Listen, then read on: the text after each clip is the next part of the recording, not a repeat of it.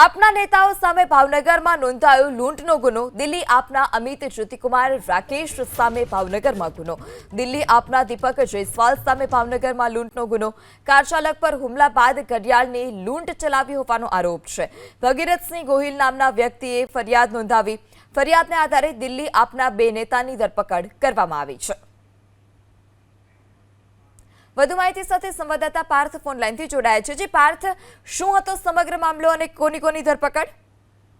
જો ભાવનગરનું B division police મથક આવેલું છે કે જ્યાં અમિત જ્યોતિકુમાર રાકેશ અને દીપક જસવાલ નામના જે દિલ્હીના સંયોજક છે આમ આદમી પાર્ટીના, તેમના ઉપર લૂંટનો ગુનો દાખલ કરવામાં આવ્યો છે। સમગ્ર પ્રકરણની અંદર ભગીરથસિંહ ગોહિલ નામના વ્યક્તિ છે કે તેઓ ફરિયાદી છે અને તેઓ સરદારનગર વિસ્તારમાંથી પોતાની કાર લઈને જઈ રહ્યા હતા અને તે સમયે આ જે સંયોજકો જે ચાલીને જઈ રહ્યા હતા ત્યારે કોઈ બાબતને લઈને ઝઘડો થયો હતો અને બાદમાં ફરિયાદીનો એવો આક્ષેપ છે કે તેમના હાથમાં પહેરેલી એક કંપનીની જે ઘડિયાળ હતી તેની લૂંટ કરવામાં આવી હોય અને આ બાબતે ગુનો છે તે બી ડિવિઝન પોલીસ મથકની અંદર નોંધવામાં આવ્યો હતો ને ત્યારબાદ આજે દિલ્હીના સંયોજક છે અમિત રાકેશ અને દીપક જસવાલ નામના બંને વ્યક્તિ છે તેમની ધરપકડ કરવામાં આવી છે અને આગળની તપાસ શરૂ કરવામાં આવી છે।